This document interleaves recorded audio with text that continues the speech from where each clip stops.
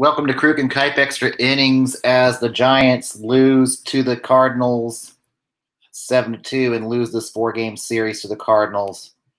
You can follow me at robiman at twitter.com. And stay tuned after I do scores and stuff. Today I am doing a little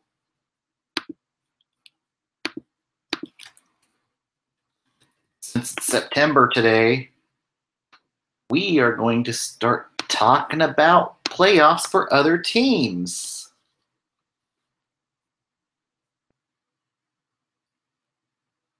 That's right.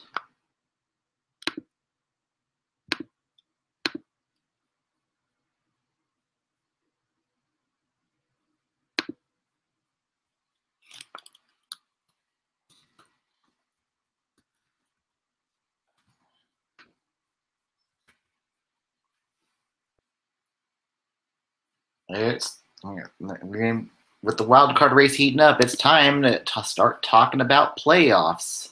And that was a disgraceful performance, in my opinion. We threw that game. We gave it away. What's that? Playoffs? Don't talk about playoffs. You kidding me? That's right. Playoffs. Don't talk about playoffs. We are going to talk about playoffs today. But first, let's put this game that the Giants lost yet again out of misery first.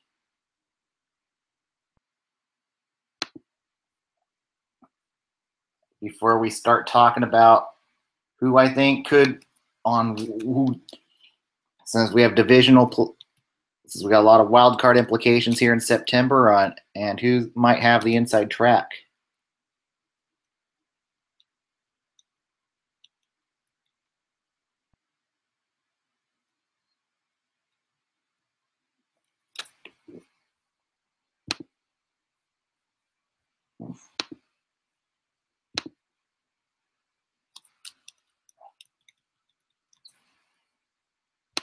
And this was a very uncharacteristic day for Madison Bumgarner, who for the first part of the game didn't look too bad.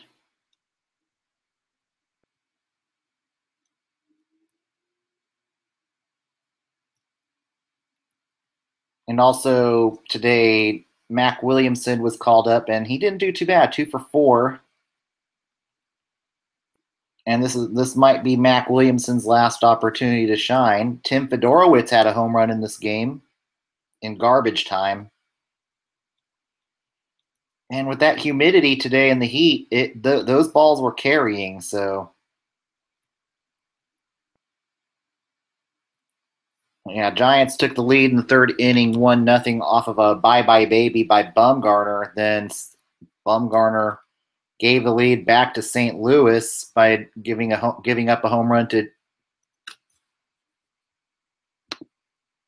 Paul DeJong. And I was like, okay, no problem, we can come back. Then the fifth inning, Giants evened it up. Then in the sixth, Bumgarner fucking unraveled.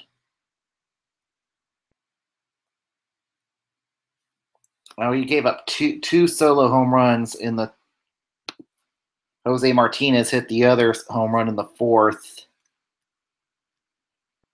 Then in the sixth, to put the nail in the coffin for Bumgarner, it was Harrison Bader hitting a home run. So his line was not good today. 5 earned runs and 6 innings pitched. But the 3 home runs, they were killers. Kyle Crick was off today too. 2 earned runs and 3 walks. And it also looks like Matt Moore might be done as a starter for the Giants. That's also a sign, I think, he's out. He's out of here after this season. I think Matt Moore, they're not going to bring back Matt Moore next season with him going to the bullpen, so he can go be a project for Oakland or somebody else next year, but he's not coming back to the Giants. I think they're going to take their chances with Chris Stratton and Ty Block next year. And Stratton's earned his opportunity to shine, and may not be a bad rotation next year. He'll have Bumgarner, Cueto. We don't know about Samardzija either. It wouldn't surprise me if Samardzija is moved during winter meetings. I think Samardzija could bring back a good haul and clear up some money for a power bat.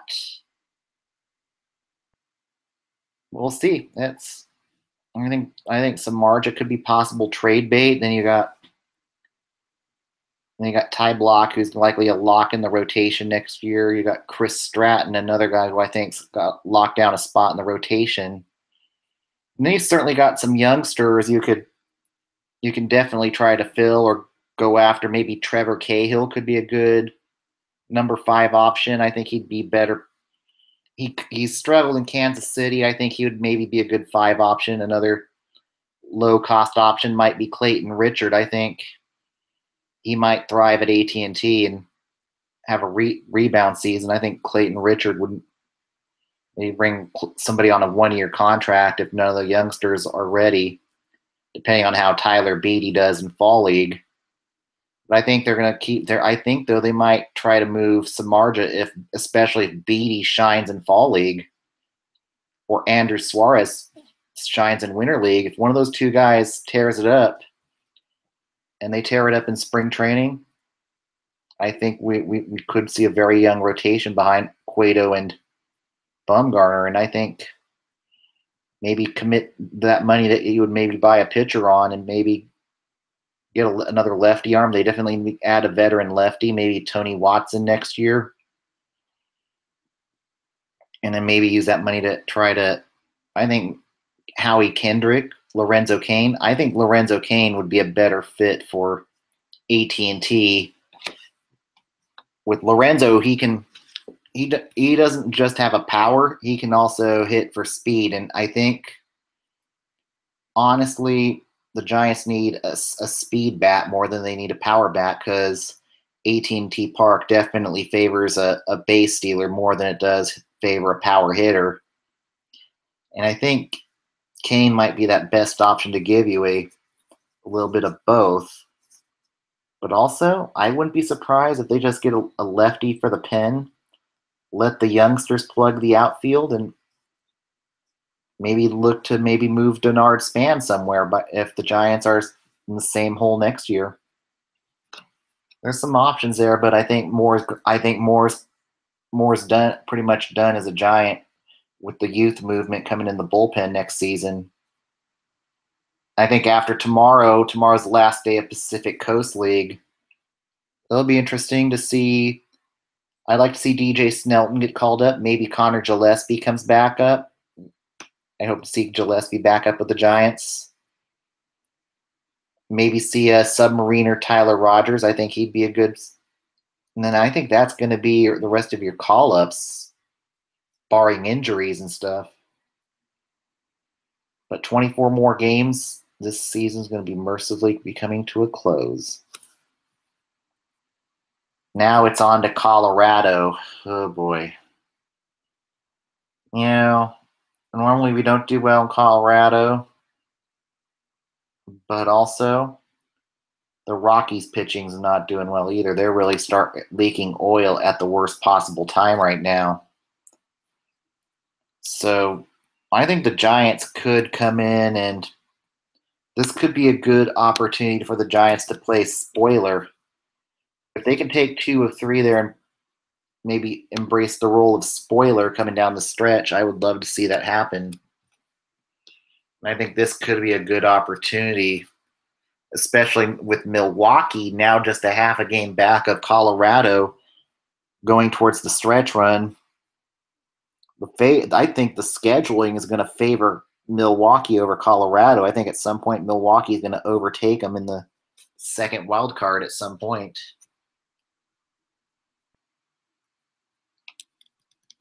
And then our probables for tomorrow. Yeah, Chris Stratton is going to stay in the rotation. He's going to start tomorrow in Denver. Good luck to him.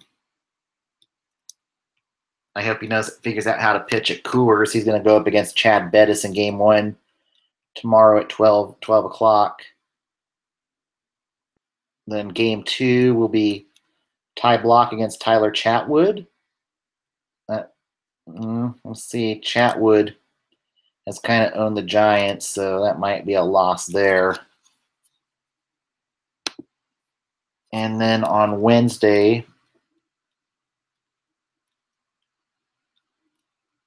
another 5:40 game. It'll be Johnny Cueto against Kyle Freeland. That'll be getaway day, so I think there's opportunities to go 2 for 3 here. If the starters hold up their part, I think maybe the Giants can steal a series here. Maybe steal a series and play spoiler. Maybe if they can shut down Arenado, and if not, beat him. Start a fight. I wouldn't mind maybe seeing somebody hit Arenado in the ribs if things go wrong here. But this is maybe a good opportunity to steal a series and play spoiler. And also, even San Diego's not going to be easy here in the month of September. I think San Diego is going to be a spoiler here down the stretch. Let's go around the league with other scores tonight. The Indians sweep the Tigers 11-1. Your winning pitcher, Josh Tomlin. Your losing pitcher, Chad Bell. And this is Tomlin's first game back from the disabled list. Jose Ramirez, 5 for 5.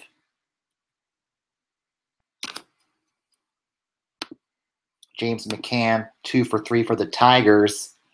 And this is the Indians' 10th straight win, as they are just getting ready to lock up the AL Central at this point. So Minnesota is just pretty much going for the wild card at this point. Chad Bell, 5 earned runs and 4 innings pitched. Zach Reininger, 3 earned runs and 1 2/3 innings pitched. Daniel Norris, 2 earned runs without recording an out. The Phillies beat the Marlins 3-1 as Philadelphia looks to play spoiler down the stretch, and they steal a series in Miami. Your winning pitcher, Adam Morgan. Your losing pitcher, Junichi Tazawa.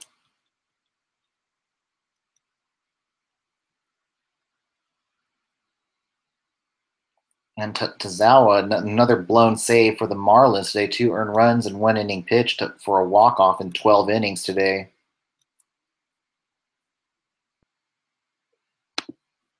The Orioles beat the Blue Jays in 12 innings, 5-4. Your winning pitcher, Jimmy Yacobonis. Your losing pitcher, Danny Barnes.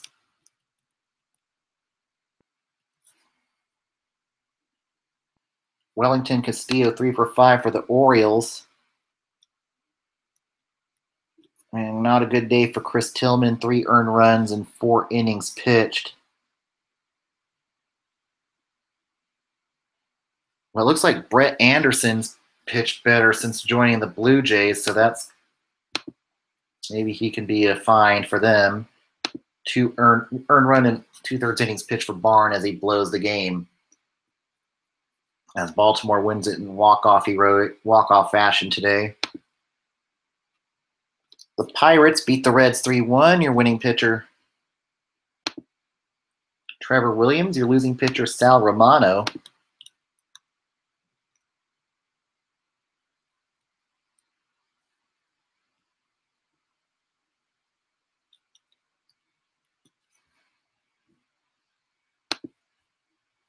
The White Sox beat the Rays 6-2. Your winning pitcher, Lucas Giolito. Your losing pitcher, Matt Andriese, coming back from the disabled list today for the stretch run. For Tampa Bay, Adini Hechavarria, 3 for 3. Tim Anderson, 3 for 4 for the White Sox. And Andrees was rusty today, 5 earned runs and 5 innings pitched. Adam Kolarek, an earned run and 2/3 innings pitched.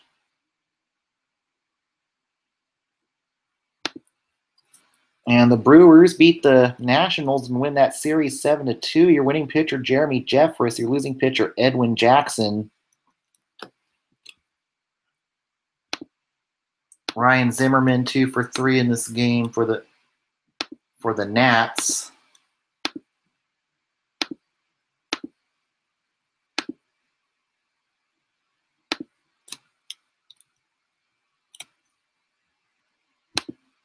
Domingo Santana, 2 for 2 for Milwaukee. Now Milwaukee is just a half a game back of Colorado. And Jackson, 5 runs, 4 earned, and 5 2/3 innings pitched. Not his best outing. Austin Adams, 2 runs, 1 earned, in 1 inning pitched. And they survived Junior Guerra giving up 2 earned runs and 1 inning pitched. And Brett Suter had a spot start today for Milwaukee, but Milwaukee now just a half game back of Colorado. And I think Milwaukee could be in the catbird seat at this point. Scheduling-wise, it favors Milwaukee. And the Royals beat the Twins 5-4. Your winning pitcher, Scott Alexander. Your losing pitcher, Alan Busenitz. Lorenzo Cain, 3 for 4 for the Royals. Byron Buxton, 2 for 2 for the Twins.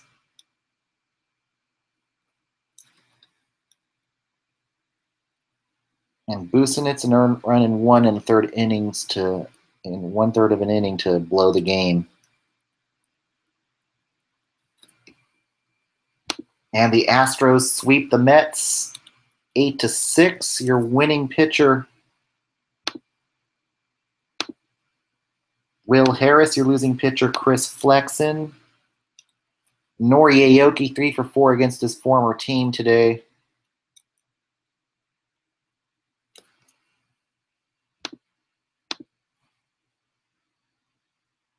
Josh Reddick, 2 for 3 for the Astros.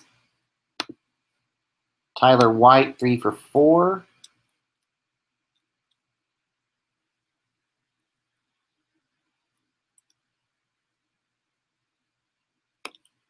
Chris Flexen, 7 earned runs in 4 innings pitched. Mike Fiers is another poor outing out of him. 6 earned runs in 4 1/3 innings. And I think he could be going to the bullpen after this outing, with McCullers and Verlander about ready to join the rotation for them. And the Braves beat the Cubs 5-1. That snaps a 7-game winning streak for Chicago. Your winning pitcher, Max Fried. Your losing pitcher, Mike Montgomery.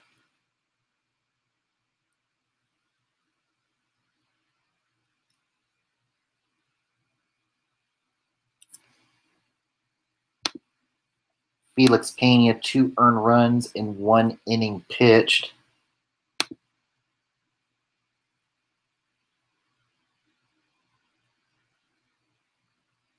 And the Rangers beat the Angels 7-6. Your winning pitcher, Martin Perez. Your losing pitcher, Andrew Heaney. Delino DeShields Jr., 2 for 3 for the Rangers. Joey Gallo, 2 for 3. Robinson Chirinos, 2 for 3. Elvis Andrus with 2 home runs. And DeShields with a home run. Heaney, 5 earned runs and 3 1/3 innings pitched. 4 walks, not a good day. Kenyon Middleton, 2 earned runs and 1 inning pitch for the Angels.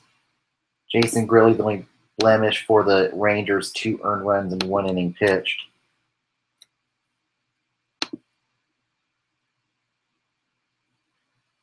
And the Cardinals make it a perfect 10, 5-1 as they beat the Rockies. Winning pitcher Zach Godley, losing pitcher German Marquez. And Colorado is just only Colorado's wild card lead has shrunk to half a game.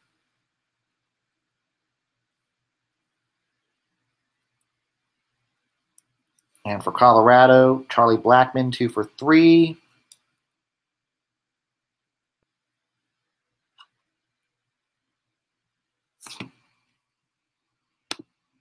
Carlos Estevez, an earned run in 2/3 of an inning pitched.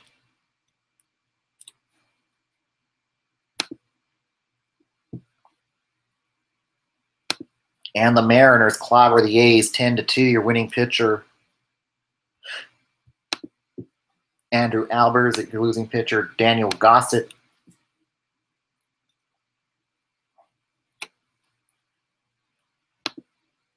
Matt Olson, 2 for 3 for the A's. Mitch Haniger, 4 for 5 for the Mariners. Gene Segura, 3 for 4. Robinson Cano, 4 for 5. Carlos Ruiz, 2 for 3. Gossett only lasted 3 2/3 innings, 5 walks, 3 earned runs. Don't win too many games when you walk 5 batters.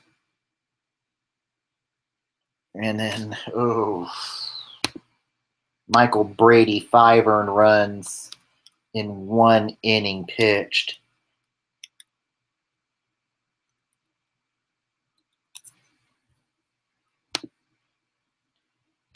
And the Padres win another series against the LA Dodgers, 6-4, taking 3 out of 4 in this series. Winning pitcher Joel Chacin, your losing pitcher Alex Wood.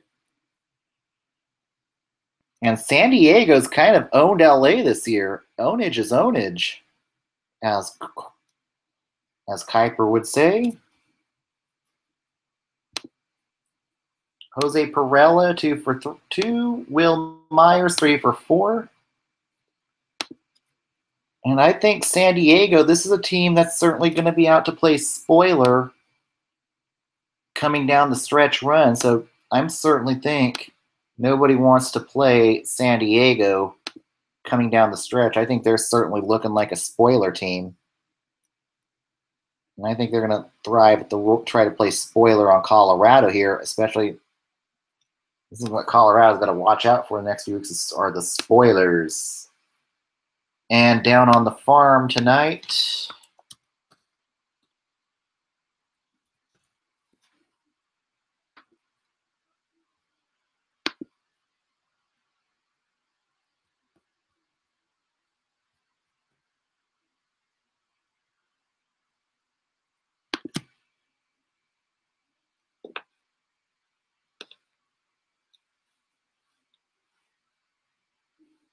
the River Cats are trailing the Chihuahuas 7-3 in the top of the 8th.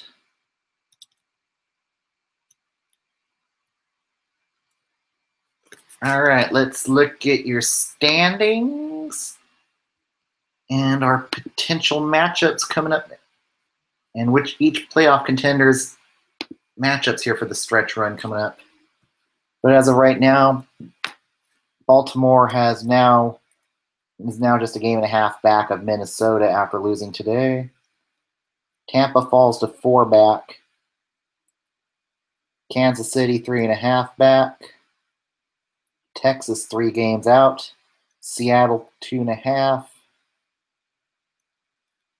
I think game and a half back for LA.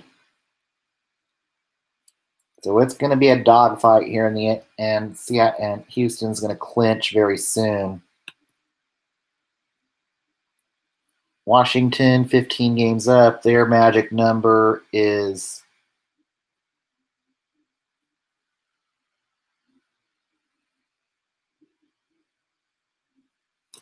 I'll figure that out later. 36.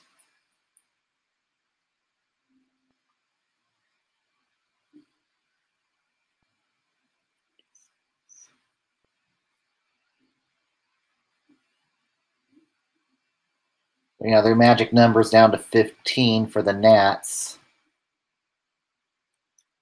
And Milwaukee now just a half a game out of the wild card, so they're and St. Louis now just 3 games back of the wild card after winning today. And Colorado hanging on for dear lives, and San Diego. San Diego is definitely looking to play spoiler here down the stretch. And now we are going to talk about, and here we go, and we have ourselves a race coming down to the stretch run for the second wild cards for both leagues, and for the NL, the NL Central, the only competitive division right now. And here we go. For the Royals, they get 3 at Detroit. That might be a winnable series. 4 against Minnesota at Kauffman. So, if nothing else, that could be a spoiler series for them. Then 3, another winnable series against the White Sox. Then they got to deal with the Indians. The Blue Jays, 3 at Toronto, 3 at the White Sox. They make up against the Yankees, 3 against the Tigers, and 3 against Arizona. So that's a fairly favorable schedule for the Royals. Their problem is they really don't have the pitching to. They really just don't have the pitching to win a playoff game here, and that's their that's going to be their downfall if they don't win it. And the Rangers, their upcoming games, 3 another winnable series against Atlanta. Then they go to then they're home against the Yankees. That's not going to be good. The Mariners, that's going to be Mariners, and then they play the Angels. So that's, and then back to then at Seattle. So those are crucial games coming up for the Texas. And then 3 at Oakland, winnable series there. Then they play Houston, and then finish off the season against the Oakland A's. So not favorable for the Rangers. Oops. And then Tampa, 3 against Minnesota. That's going to be a hard series. 3 at Boston, 3 versus New York, 3 at Boston, 3 against Chicago. I think the Rays, good chance they're going to fall out of the playoff race, fall out of the wild card race here within a week or 2. Not favorable for them. And then the Mariners, they have 3 against the Astros, 3 versus the Angels. That's going to be difficult. 4 at Texas, 3 at Houston, 3 against Texas. The only winnable series is Oakland. I think the Mariners is another team that's likely going to fall out within a couple weeks or so. Baltimore, 3 versus the Yankees, 3 against Cleveland, 3 at Toronto, 3 at New York, 3 versus Boston, 4 versus Tampa Bay, 2 at Pittsburgh, 3 at Tampa Bay.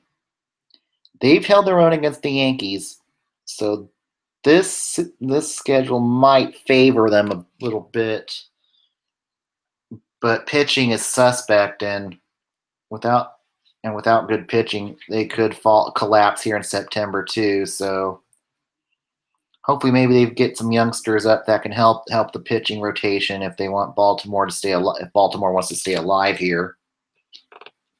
Now the Angels, 3 at Oakland. That's a winnable series. 3 against Seattle. That's going to be tough. 3 against Houston, another tough series.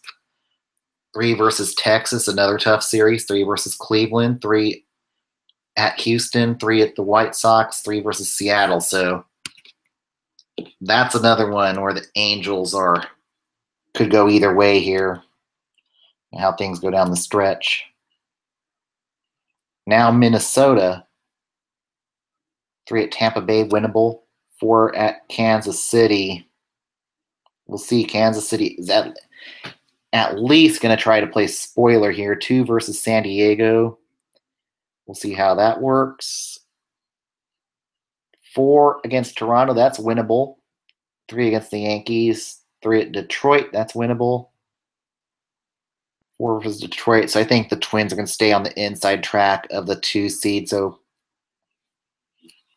we'll see how the pitching holds up. But I think Minnesota might hold on to the second wild card here going down the stretch. Now to Miami. But the Angels, we'll see how the improved lineup does. Since Artie Moreno, that's going to be the X factor here with the AL, is how much better are the Angels hitting. But they did not address the pitching, and I think that's going to be their downfall. Is next year they're going to have to get some starting pitching. All right, for the Marlins, now we're going to go on to the NL series, but yeah, I'm picking the Twins to win the second wild card, and they will likely face off against New York in the wild card game. All right, now to the Marlins in the NL wild card race. 3 against Washington, 4 at Atlanta, that's winnable. 3 at Philly. We'll see. Philly held their own against them last time. 3 versus Milwaukee, that's going to be tough. 3 versus the Mets, easy. 3 at Arizona, tough. 3 at Colorado, tough. 4 versus Atlanta. That Arizona-Colorado could be do or die for the Marlins, depending on how Colorado is. But if they don't handle the gauntlet well, they could be eliminated by the final week. Now the St. Louis Cardinals, who have been back and forth all year. 4 at San Diego. And this is a San Diego team that's, I think, is going to play spoiler down the stretch. So Pittsburgh, another team that could play spoiler. Cincinnati at Chicago. That's going to be tough. At Cincinnati, at Pittsburgh versus Chicago. And then versus Milwaukee. That Milwaukee-St. Louis series at the end of the year, that could be winner take all by that point. If Colorado falls out here by that time, that could certainly become a winner take all. And the Brewers, I think Brewers have a decent schedule here. 3 at Cincinnati, 3 at Chicago. If they can get split against Chicago or they can win that series, then the division comes in play for Milwaukee. 3 versus Pittsburgh, that's winnable. 3 at Miami, winnable. 3 at Pittsburgh, 3 versus Chicago.